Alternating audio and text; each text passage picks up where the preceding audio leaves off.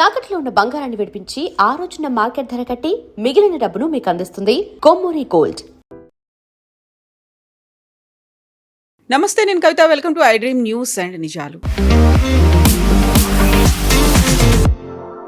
Iran మీద America, Israel దాడులు వరుసగా 3వ వారం కూడా కొనసాగుతున్నాయి.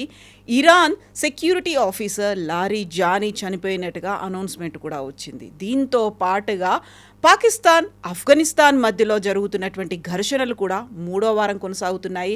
ఆఫ్ఘనిస్తాన్లో ఉన్నటువంటి డీ అడిక్షన్ సెంటర్ మీద పాకిస్తాన్ దాడి చేసింది. 400 మందికి పైగా రోగులు మరణించినట్టు వార్తలు వస్తున్నాయి. ఈ రెండు ప్రాంతాల్లో యుద్ధాలకి అసలు కారణం ఏంటి, ఎందుకని కొనసాగుతూనే ఉన్నాయి, 3వ వారం కూడా ఇంత తీవ్ర స్థాయిలో నష్టం ఎందుకు జరుగుతోంది, ఎప్పుడు ఆగిపోతాయి? మనతో పాటుగా ఉన్నారు సీనియర్ జర్నలిస్ట్ సురేష్ కొచ్చతిల్ గారు. సార్ నమస్తే. సో మనం ఇప్పటిదాకా ఓన్లీ ఇరాన్ గురించే మాట్లాడుకున్నాం, ఎందుకంటే అది తీవ్ర స్థాయిలో ప్రభావాన్ని చూపిస్తుంది ప్రపంచవ్యాప్తంగా అనుకున్నప్పుడు.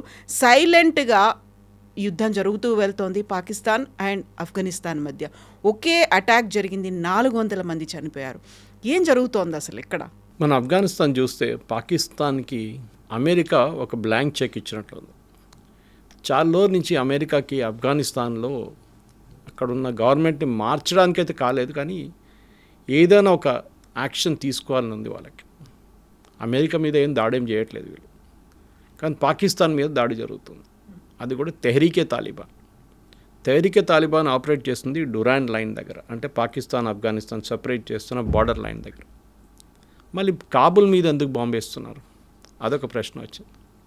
వీళ్ళేమన్నారంటే ఆల్ ద టెర్రరిస్ట్ అక్కడే ఉన్నారని. ఇదే డైలాగ్ మనం ఇజ్రాయెల్ వైపు నుంచి వింటుంటాం.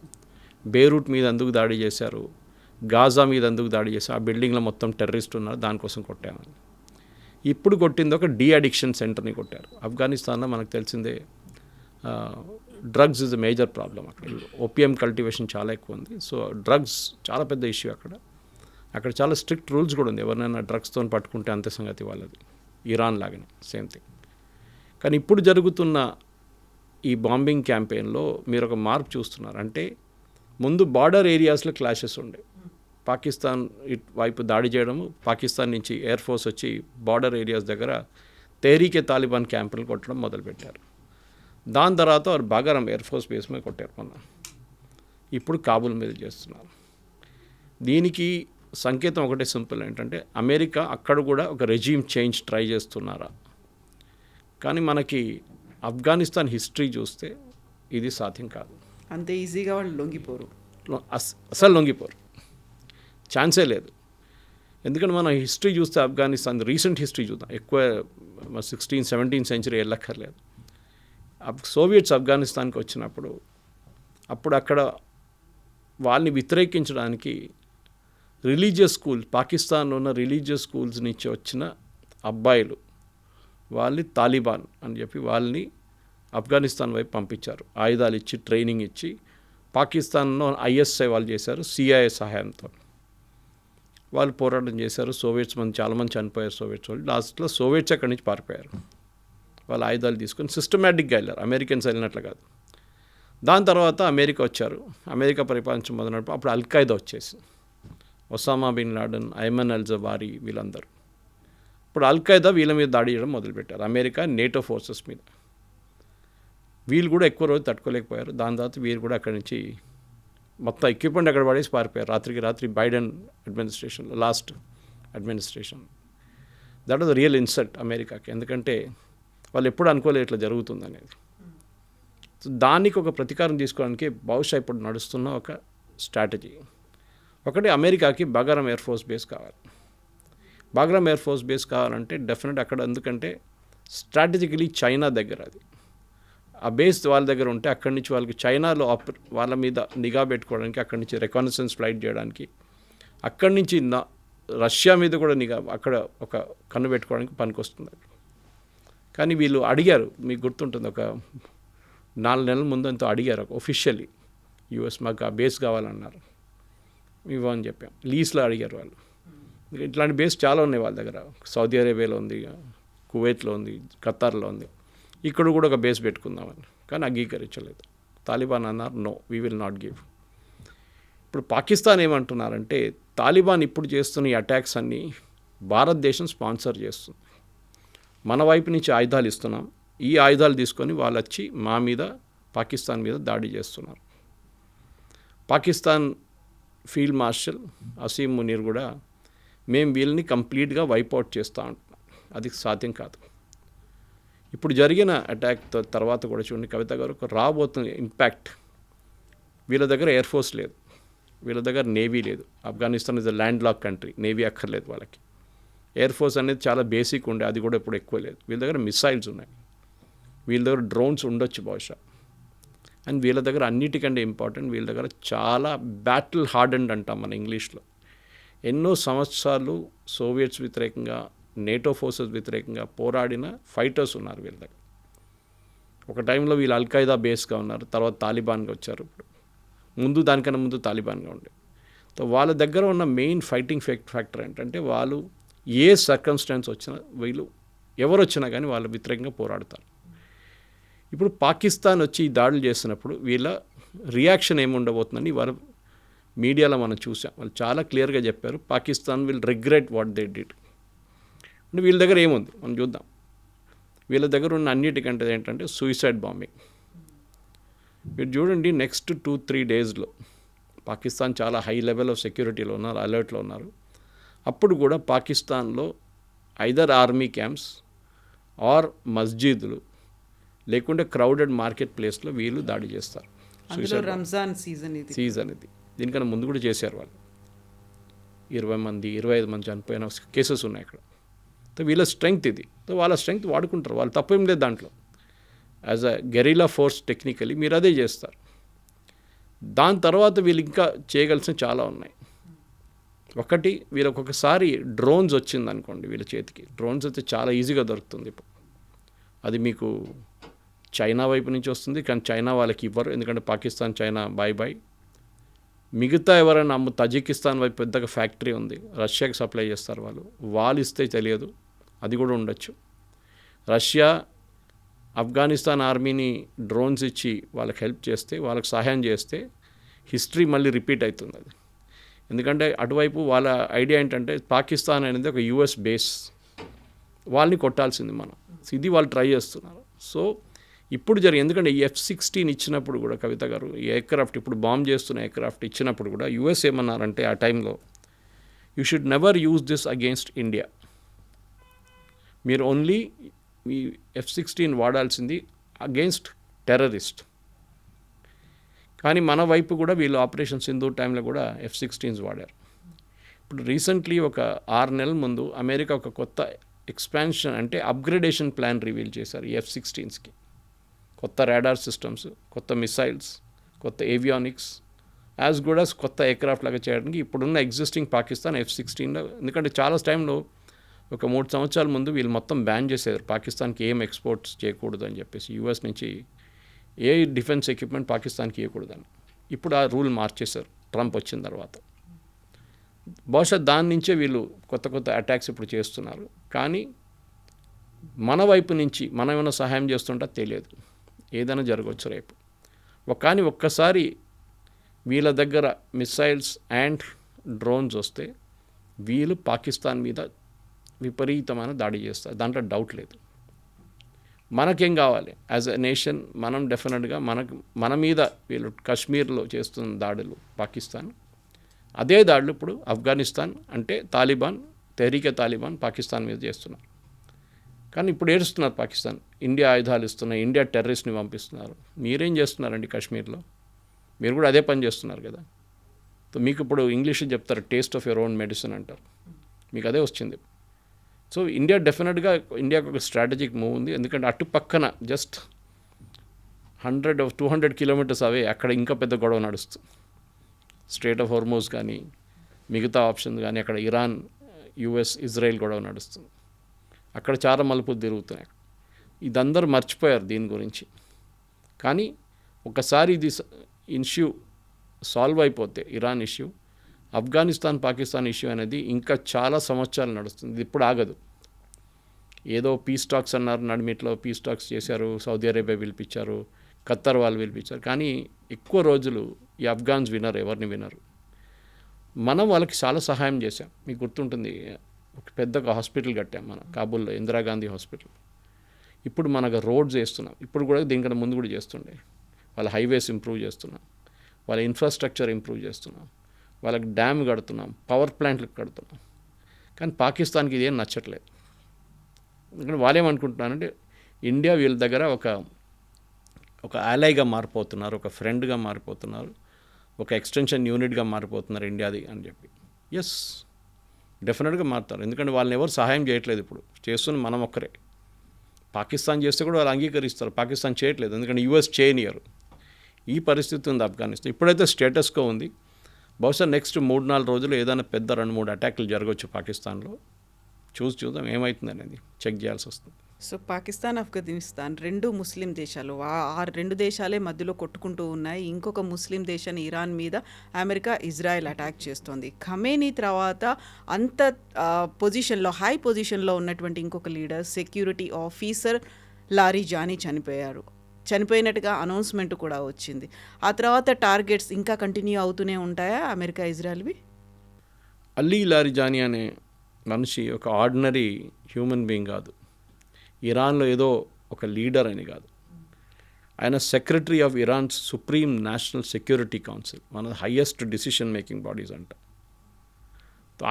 ఆయన మీద దాడి చేయడం, ఆయన చంపడం అనేది యాజ్ గుడ్ యాజ్ సుప్రీం లీడర్ని చంపడం అనేది.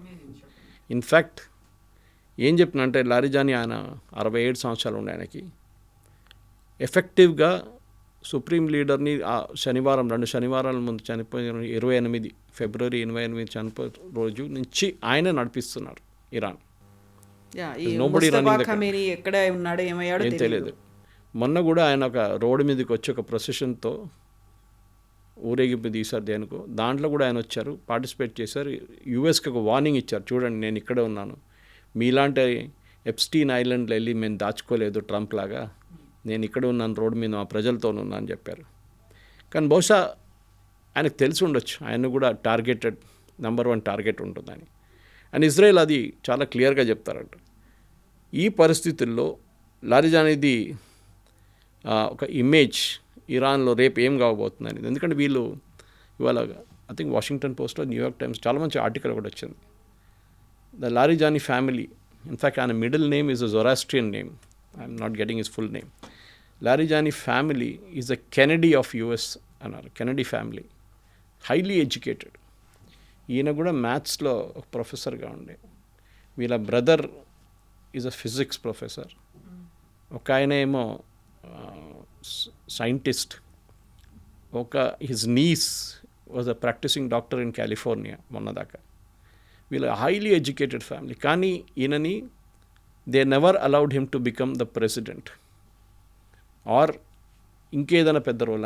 ఆయన స్పీకర్గా ఉన్నారు, ఇరాన్ నేషనల్ అసెంబ్లీలో స్పీకర్గా ఉన్నారు ఆయన, కరెక్ట్. కానీ ఆయన్ని రెవల్యూషనరీ గార్డ్స్ చీఫ్ కూడా చేశారు, అన్నీ చేశారు. కానీ we was never allowed to become the president.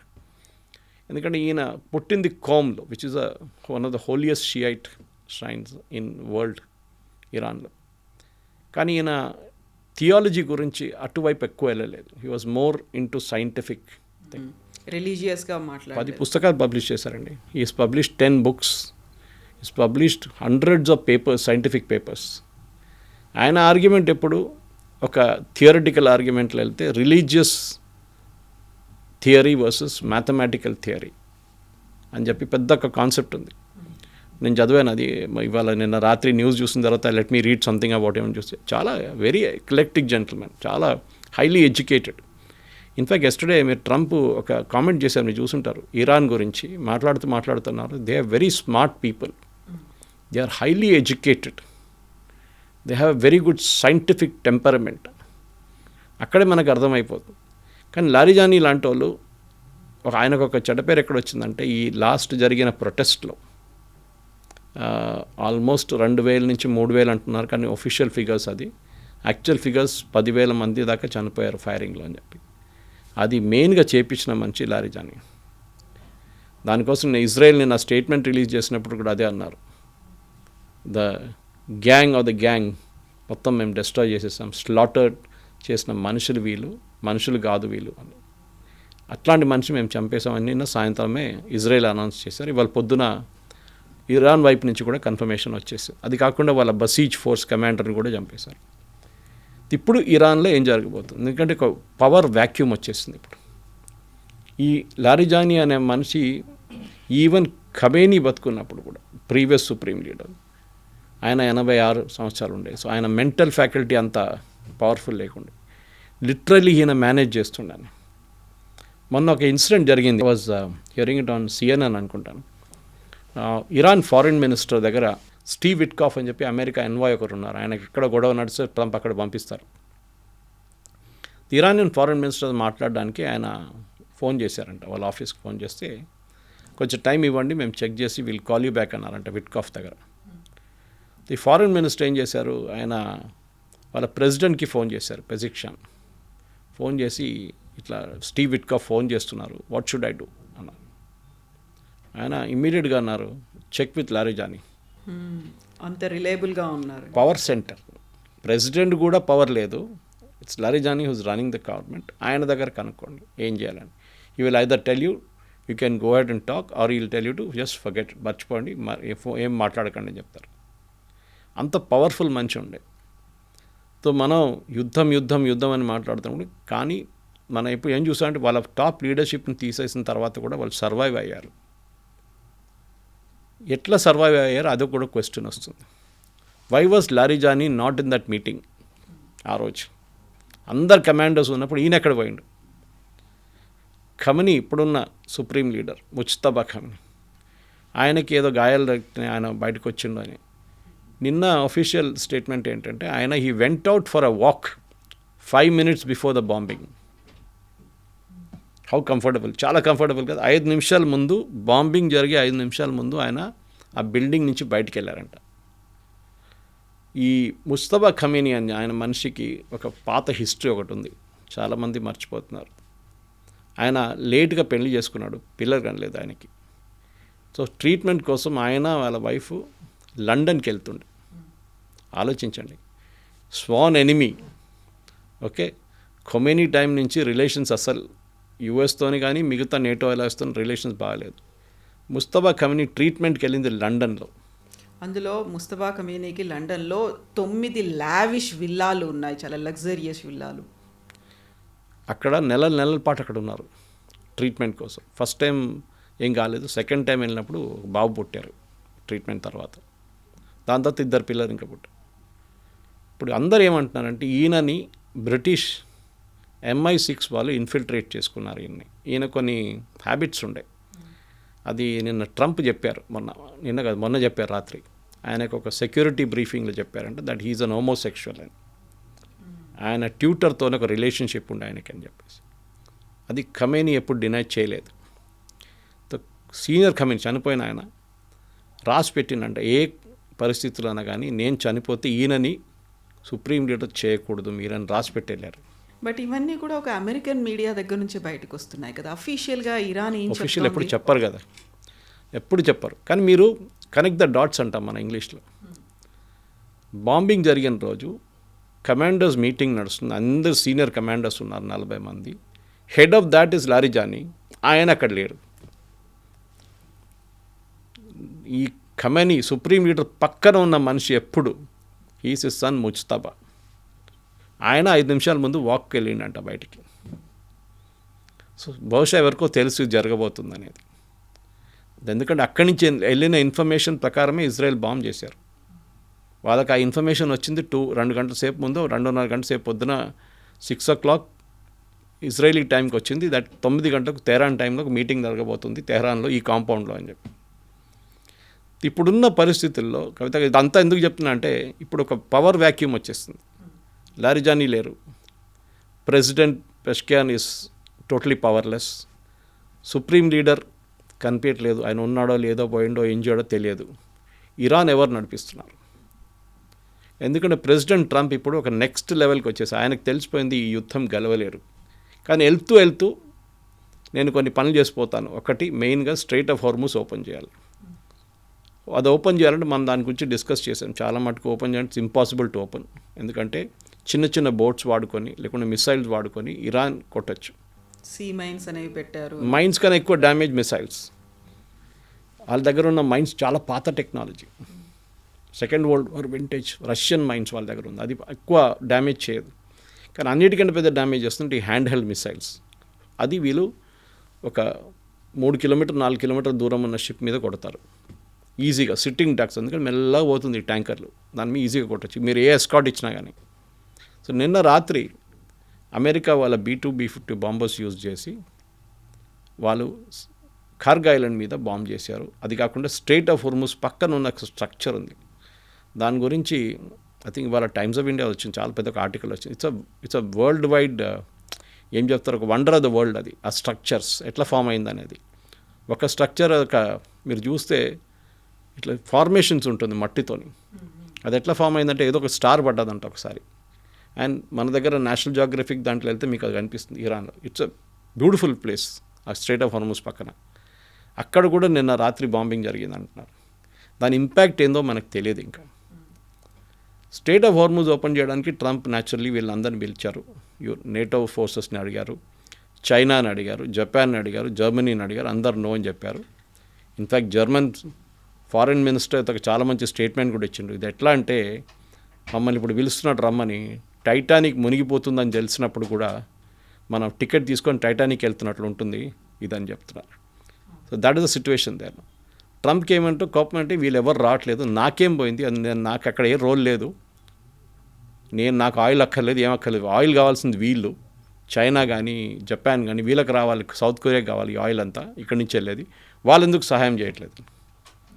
అందరికి తెలుసు, German foreign minister, even French foreign minister చెప్పారు, we did not start this war, మేము ఈ యుద్ధం మొదలుపెట్టలేదు, మొదలుపెట్టిన వాళ్ళు యూఎస్, అప్పుడు మా దగ్గర అడగలేదే. ఒక్కటే ప్రెస్ కాన్ఫరెన్స్లో Trump with in a matter of 3 minutes 3 స్టేట్మెంట్లు ఇచ్చారు, డైవర్స్.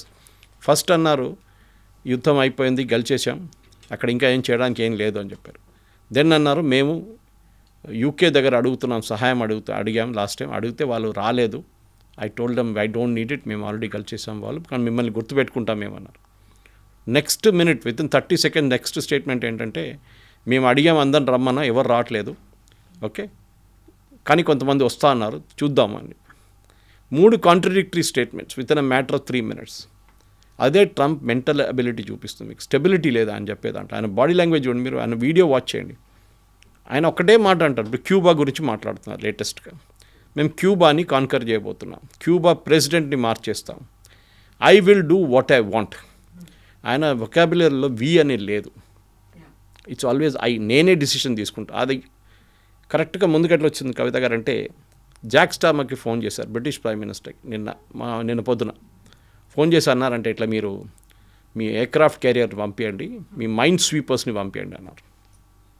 సో స్టామర్ అన్నారంటే okay I will have to discuss with my team అన్నారంట. ఏంటి టీమ్, వాట్ టీమ్, అవసరమా అలాంటివి? You are the prime minister, you take a decision.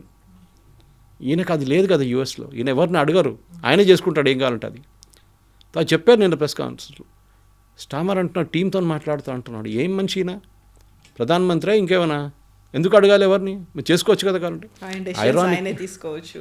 Ironically మీరు believe చేయరు, ఇప్పుడు ఎవరి దగ్గర లేనిది ఏంటి తెలుసా మీకు కవిత గారు, మైండ్ స్వీపర్స్ లేదు ఎవరి దగ్గర. అంటే సీ బెడ్ నుంచి మైన్లు తీయడానికి ఉన్న మైండ్ స్వీపర్స్ అంట, కొంచెం పాత టెక్నాలజీ అది, it late 80s technology, 70s 80s నుంచి మొదలై ఇప్పుడు మొన్న దాకా నడిచింది. యూకే దగ్గర ఒక సింగిల్ మైండ్ స్వీపర్ లేదు, యూఎస్ దగ్గర ఒక సింగిల్ మైండ్ స్వీపర్ లేదు, ఉన్నది 2 ఎక్కడో కొరియా దగ్గర పడి ఉంది, అది తీసుకురావడానికి టైం పడుతుంది. ఇప్పుడు ఎవరి దగ్గర, మన దగ్గర కూడా లేదు మైండ్ స్వీపర్స్. మొన్న ఒక పెద్ద ఆర్టికల్ చూశాను, మన ప్రింట్ వైర్ వాళ్ళు రాసిన ఆర్టికల్ చూశారు, India is in a very dangerous territory, మన దగ్గర మైండ్ స్వీపర్స్ లేదు. ఇప్పుడు నేను కూడా అనుకున్నాను ఇదేంటి, మనం ఎయిర్క్రాఫ్ట్ కెరీర్ తయారు చేసాం, మనం అది చేసాం ఇది చేసాం, మైండ్ స్వీపర్లు ఎందుకు లేదు మనకు అనుకున్నాం. మనకు అక్కర్లేదు యాక్చువల్లీ, కానీ దాని తర్వాత తెలిసింది ఆ టెక్నాలజీ మారిపోయిందంట, దానికోసం మొత్తం స్క్రాప్ చేసేసారు. ఇన్ఫ్యాక్ట్ యూఎస్లో కూడా లేదు, ఎందుకంటే వాళ్ళు కొత్తగా టెక్నాలజీ తీసుకొచ్చారు, దాంట్లో 2 ships ఉన్నాయి చిన్నది, దాని టెక్నాలజీ ఇప్పుడు కొత్త మైండ్స్ని ట్రేస్ చేయడానికి, దాన్ని డెటోనేట్ చేయడానికి అది యూజ్ చేస్తారు. అది 2 ఉన్నాయి ఇప్పుడు వీళ్ళ దగ్గర. అది నేను చెప్పాను చూడండి, కొరియాలో పడి ఉందంట, అక్కడిని తీసుకురావాలి వీళ్ళు. ఇప్పుడు వార్ అనేది, యుద్ధం అనేది ప్రెసిడెంట్ ట్రంప్కి అర్థమైపోయింది, మొదలు పెట్టచ్చు కానీ దాన్ని ఎండ్ చేయడం అనేది చాలా కష్టమని. ఇప్పుడు స్ట్రైట్ ఆఫ్ హార్మూజ్ ఓపెన్ చేయడమే ఒకటే, మిగతా ఏం లేదు. ఇప్పుడు కూడా అంటారు ట్రంప్, ఎయిర్ ఫోర్స్ లేదు, వాళ్ళ దగ్గర నేవీ లేదు, వాళ్ళ దగ్గర ఏం లేదు, we have finish them of.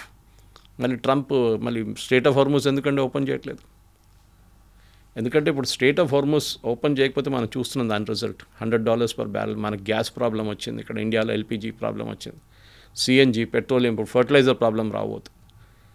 ఇట్లాంటి పరిస్థితుల్లో ఇంకేమైనా ఆప్షన్ ఉందా అంటే 2-3 ఆప్షన్స్ ఉన్నాయి, కానీ నాట్ గ్రేట్ ఆప్షన్. ఒకటి, సౌదీ అరేబియా వాళ్ళ ఆయిల్ ఫీల్డ్స్ నుంచి ఇది వాళ్ళు ఎప్పుడు చూసారంటే ట్యాంకర్ వార్ నడుస్తుంది. మీకు గుర్తుంటుంది, ఇరాన్ ఒక 10-year వార్ జరిగింది సద్దాం హుసేన్ టైంలో. 79 తర్వాత 80s అనుకుంటాను, 83, 82, 83లో మొదలైంది. ఎందుకంటే సద్దాం హుసేన్కి ఒక డౌట్ ఉండే, ఈ ఇరాన్ ఆర్మీ ఉంది చూడండి, వీళ్ళు అయతోలాతో ఉండరు, నేను వీళ్ళతో ఒక డీల్ చేసుకుంటాను, టేక్ ఓవర్ చేసుకుంటాను ఇరాన్లో ముల్లాల్ని, ఖొమేనీని, గిమేని అందరిని కొట్టేస్తాను నేను అనుకో. కానీ అది జరగలేదు. ఆ యుద్ధం 10 సంవత్సరాలు నడిచింది, ఎవరికి సేమ్ సిచ్యువేషన్, ఎవరు గెలవలేదు, ఎవరు ఓడిపోలేదు. కానీ దాంట్లో ఒక లెసన్ ఏంటంటే ట్యాంకర్ వార్ అనే వార్ జరిగింది కవిత గారు. వాళ్ళ ట్యాంకర్ మీద కొట్టారు, వీళ్ళ ట్యాంకర్ మీద కొట్టారు, ఇదే హార్మూజ్ స్ట్రైట్లో. ఆ రోజు సౌదీ అరేబియాకి ఒక లెసన్ అర్థమైపోయింది, ఏంటంటే మనగా ఇంకొక పోర్ట్ పెట్టుకోవాల్సి. సో యాన్బూ పోర్ట్ అని చెప్పి, నేను ఒక ఎగ్జాంపుల్ ఇవ్వాలంటే Hormuz is the front door of the house. ఇంటికి ఫ్రంట్ డోర్, బ్యాక్ డోర్ ఒకటి ఉంటుంది కదా, కొన్ని ఇంటికి ఉంది అట్లీస్ట్. ఆ బ్యాక్ డోర్ ఏమో యాన్బూ పోర్ట్ అని చెప్పి రెడ్ సీ దగ్గర ఉంది ఒకటి. రెడ్ సీ అంటే మన హార్మూజ్ లాగానే అదర్ ఎండ్ ఆఫ్ ఇట్. అక్కడ కొంతమంది కూర్చున్నారు, వాళ్ళ పేర్లు హూతీలు. సిటీకి ద బాటమ్, యమన్లో. వాళ్ళు ఇప్పుడు ఏం చేయట్లేదులే. అక్కడికి వీళ్ళు ఒక పెద్ద 1000 kilometer పైప్ వేశారు, 4 feet డయామీటర్లో పైప్. ఆ పైప్ రోజుకి 1.2 to 1.7 million barrels per oil pump చేస్తుంది. అది 4 దాకా తీసుకెళ్ళచ్చు అంటున్నారు, కానీ సరిపోదు. ఇట్ ఈస్ ఓన్లీ ఏం చెప్తారు, చాలా తక్కువ quantity compare to strait of Hormuz. For example Kharg ఐలాండ్లో ఒకటే టైంలో ఇరాన్ దగ్గర ఉన్న కర్గ్ ఐలాండ్లో మీరు 10 అల్ట్రా లార్జ్ ట్యాంకర్స్ని పెట్టవచ్చు. అల్ట్రా లార్జ్, సూపర్ ట్యాంకర్ కూడా కాదు, 10 పెట్టచ్చు మీరు ఒకటేసారి. అండ్ రోజంతా ఫిలప్ చేసుకొని రాత్రి వెళ్ళిపోతారు వాళ్ళు. ఇది ఇప్పుడు జరగట్లేదు. ఇది ఓపెన్ అప్ చేయాలన్నప్పుడు ఛాలెంజ్ ఏంటంటే ఇరాన్ని, ఎస్పెషలీ ఇరాన్లో ఉన్న అన్ఆర్గనైజ్డ్గా ఉన్న వాళ్ళ రెవల్యూషనరీ గార్డ్స్ చేస్తున్న పనులు. ఎందుకంటే ఈ డ్యామేజ్ చేయాలంటే మీరు చిన్న ఫిషింగ్ వెసల్స్ ఉన్నాయి అక్కడ, మన దగ్గర ఫిషింగ్ వెసల్స్ కనిపిస్తుంది చూడ, అట్లాంటిది కేరళ వైపు, గోవా వైపు, వెళ్తే మహారాష్ట్ర వైపు, మన ఆంధ్ర వైపు కూడా ఉంటుంది. ఆ ఫిషింగ్ వెసల్స్ కూడా తిరుగుతారు ఈ స్ట్రైట్ ఆఫ్ హార్మూజ్లో. మీరు గుర్తుపట్టలేరు ఎవరు ఏ షిప్పింగ్ వెసల్, ఏ ఫిషింగ్ వెసల్ ఏది ఇరానియన్ నేషనల్ గార్డ్ వెసల్ ఏదని మీరు గుర్తుపట్టలేరు. దీల మీద బాంబు వేశారనుకోండి, పెద్ద ఇష్యూ అయిపోతుంది. అరే మీరు సివిలియన్స్ని చంపేశారు, మీరు పాపం వాళ్ళు కష్టపడుతున్నారు, వాళ్ళు ఫిషరీస్ వాళ్ళు, ఫిషర్మెన్ వాళ్ళని చంపేశారంటారు. అదే ఫిషర్మెన్ రేపు ఒక మిసైల్తో రావచ్చు. ఈ పరిస్థితిలో ఉన్నాం మనం ఇప్పుడు. Yanbu port is one option, కానీ నాట్ ద బెస్ట్ ఆప్షన్. ఇంకోటి ఏంటంటే మనం అర్థం చేసుకోవాల్సి, why Hormuz is so important. మీరు గోండ్వానా అనే ఒక టెరిటరీ పేరు విని ఉంటారు, ఇట్స్ ఇన్ మధ్యప్రదేశ్. ఒక టైంలో Gondwana and Persia were together millions of years ago. దాని తర్వాత the plate shifted and India వైపు వెళ్ళిపోయి ఇండియా ఫామ్ అయిన సపరేట్గా. మనకు తెలిసిన స్టోరీ, ఆఫ్రికా నుంచి వచ్చి ఇండియా ఎట్లా కొట్టి the Himalayas rose up because of that, ఆ కొలిజన్తో. ఈ గోండ్వానా టెరిటరీతో ఉన్న టెరిటరీ ఇప్పుడున్న పర్షియా. ఆ పర్షియాలో కూడా మీరు చూడండి, ఆయిల్ కార్బన్స్ ఉన్న ఏరియా అంతా it is towards western part of Iran and eastern part of Saudi Arabia. Saudi Arabia ఈ పక్క నుంచి ఉన్న మొత్తం ఆయిల్ హైడ్రోకార్బన్స్ ఉంది around straight of Hormuz. Qatar కూడా అంతే. అండ్ ఇటువైపు ఇరాన్ నుంచి మీకు సౌదీ అరేబియా ఇటువైపు, దట్ ఇస్ యాన్బూ మాట్లాడండి, రెడ్ సీ ఉంది చూడండి, రెడ్ సీ పక్కన కార్బన్సే లేదు, దానికోసం ఎవడు పట్టించుకోడు దాన్ని. అక్కడి నుంచి చాలా తక్కువ షిప్స్ పోతుంది. సో ఈ మెయిన్ ఇంట్రెస్ట్ ఏంటంటే, ఈవెన్ ఇరాన్ కూడా చూడండి, మీరు పాకిస్తాన్ వైపు చూడండి, అక్కడ ఏం లేదు వాళ్ళకి. ఇన్ఫ్యాక్ట్ ఈవెన్ స్ట్రైట్ ఆఫ్ హార్మూజ్లో కూడా వీళ్ళకి నడిమిట్లో చాలా గొడవలు ఉన్నాయి. ఖతార్ అండ్ ఇరాన్ ఒక గ్యాస్ ఫీల్డ్ షేర్ చేస్తున్నారు. మన గీత గేయలేం కదా నీళ్ళ మీద, ఇది మీ టెరిటరీ, ఇది మా territory. With in that area of straight of Hormuz వీళ్ళిద్దరు ఒక గ్యాస్ ఫీల్డ్లో 60% మీరు, 40% మీరు అని చెప్పి వాళ్ళు ప్రొడ్యూస్ చేసుకుంటున్నారు గ్యాస్ అక్కడి నుంచి. Because Qatar doesn't produce oil, only gas. ఇది కూడా ఉంది politics in. And Qatar is a biggest problem for అన్ని అరబ్ కంట్రీస్ కలిపి. ఇరాన్ కాదు, Qatar is a bigger problem. వీళ్ళ దగ్గర ముస్లిం బ్రదర్హుడ్ ఉంది, అది ఇంకో స్టోరీ. వాళ్ళు ఏం చేస్తారనేది. వీళ్ళ దగ్గర అల్ఖైదా హెడ్ క్వార్టర్స్ ఉంది, హమాస్ హెడ్ క్వార్టర్స్, వీళ్ళందరూ ఖతార్లో ఉన్నారు. Yes sir, thank you so much sir. Thank you. And for more videos, Please subscribe to iDream. Please subscribe to iDream. Please subscribe iDream. And please subscribe to iDream. For more videos, subscribe to iDream. please like, share and subscribe to the channel. Congratulations, iDream. Subscribe to iDream. Subscribe to iDream. So subscribe to iDream Media. iDream ki iDream team అందరికి huge congratulations. Please subscribe iDream Media. Please subscribe to iDream. Subscribe iDream. Please subscribe to iDream. iDream అంటే నా కళల ఛానల్ను subscribe చేసుకున్న నోరు తిరుగుతలేదు, మీరైతే గంట గుర్తు కొట్టండి. For more such videos, please subscribe to iDream. Subscribe to iDream. Please subscribe to iDream. Please subscribe iDream Media. Please do subscribe to iDream. Please subscribe to iDream Media. For best entertainment and information, please subscribe iDream. And don't forget to subscribe to iDream.